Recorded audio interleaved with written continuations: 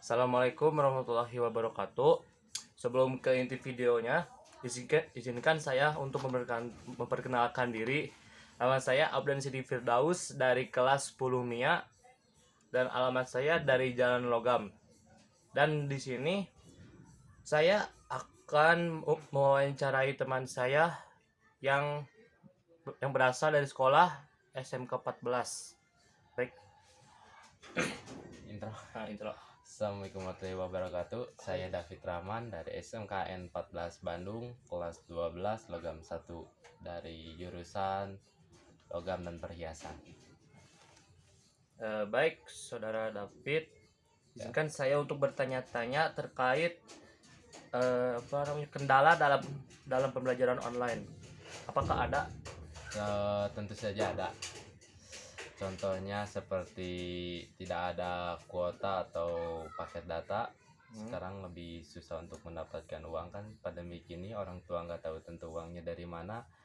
HP misalnya kamu tidak ada HP, itu akan lebih susah untuk belajar tentang belajar daring dari sekolah. Sebab itu kita harus semaksimal mungkin untuk sehat dan pergi ke sekolah dalam pandemi kini. Untuk terkait belajar ini, apakah ada sering kurang paham atau bagaimana? Tentu saja kalau kurang paham pasti ada. Kalau mau paham juga agak susah sih kalau pembelajaran daring, soalnya kalau kita tidak tahu, tidak dipraktekkan juga, soalnya tidak paham juga. Contohnya matematika, kita tidak paham tapi tidak ada guru untuk membenarkannya. Itu kita kan susah banget kan buat memahami soal matematikanya. Sebabnya itu kita susah untuk memahaminya. Iya. Bodoh sih. Terkait tentang pergi ke sekolah itu pakai motor atau sebagainya atau gimana?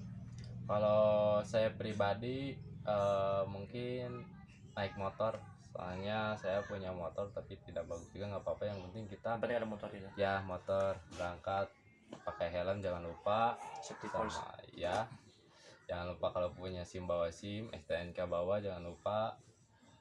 Walaupun kita punya motor, jangan terlalu sepelekan waktu masuk sekolah. Misalnya sekolah jam 7, berangkat jam 7, harusnya jangan gitu.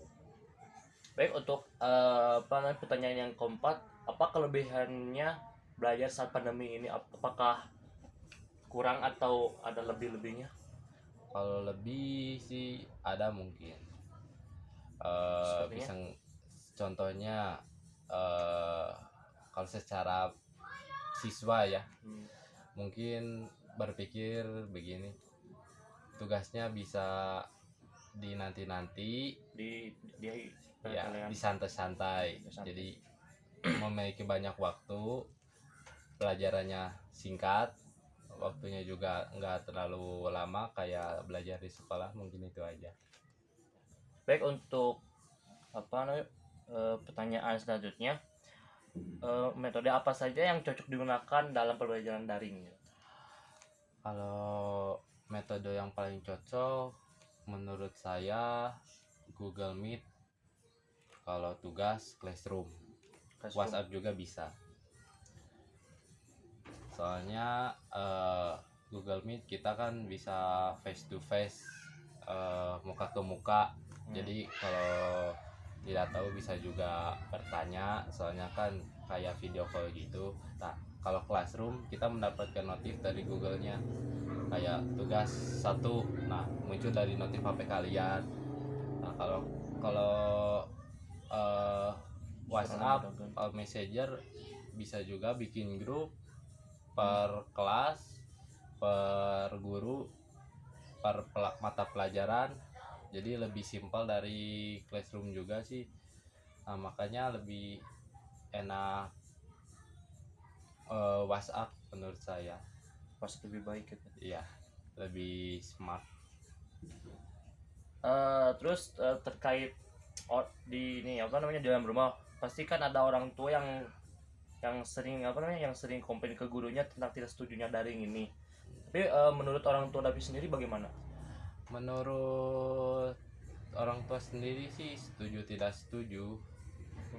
Kalau setujunya ya bisa itu sih, nggak perlu ke sekolah, nggak perlu mengambilkan uang ongkos naik angkot, bayar bensin.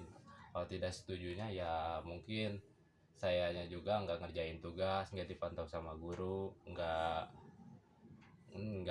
nggak dimarahin sama siapa-siapa kan kalau di rumah. Ya, gitu aja. Terus dalam diri David sendiri ada keluh kesah nggak gitu dalam belajar daring? Menurut saya keluh kesah ada Banyak ya. banyak. Coba sebutkan apa saja gitu. Keluh kesahnya, satu, tidak mengerti materi yang disampaikan. Yang kedua, eh, terkadang suka telat masuk kelas waktu pembelajarannya.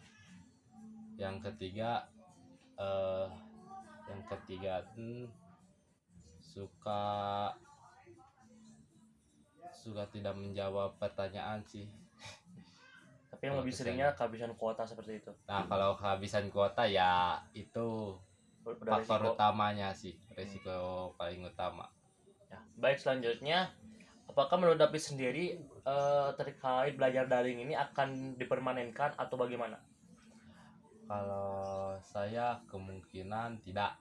Soalnya kan kita sudah mulai vaksinasi di daerah masing-masing untuk kesehatan kita dari virus corona. Makanya buat kalian lebih baik vaksinasi sebelum Anda mendapatkan virus corona. Tapi di sekolah David sendiri sudah semua vaksin gitu.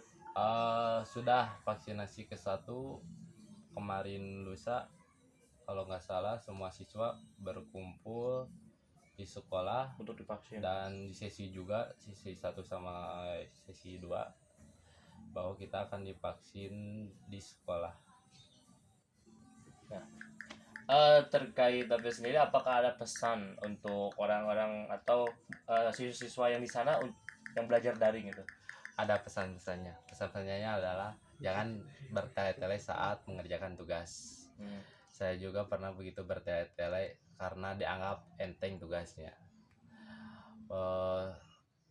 Kan saya dianggap mudah ya tugasnya, sampai deadline pun nggak panik, nggak dikerjain. Nah, pas besoknya juga saya lupa, pas malamnya niatnya kan kalian mau ngerjain atau saya mau ngerjain. Nah, kalian pasti lupa, pasti kalian akan tidur kalau malam ya. Nah, makanya kalian mending pas tugas muncul atau tugas datang dari guru-guru kalian, nah, sebaiknya kalian langsung mengerjakan tugas, karena bertele-tele itu sangat tidak baik. Ya. Baik, mungkin segitu saja yang bisa saya wawancarai untuk kepada saudara David. Mungkin ditutupkan dengan doa, Robbana atina fid dunya hasanah wa fil akhirati hasanah wa qina adzabannar. Assalamualaikum warahmatullahi wabarakatuh. Waalaikumsalam warahmatullahi wabarakatuh.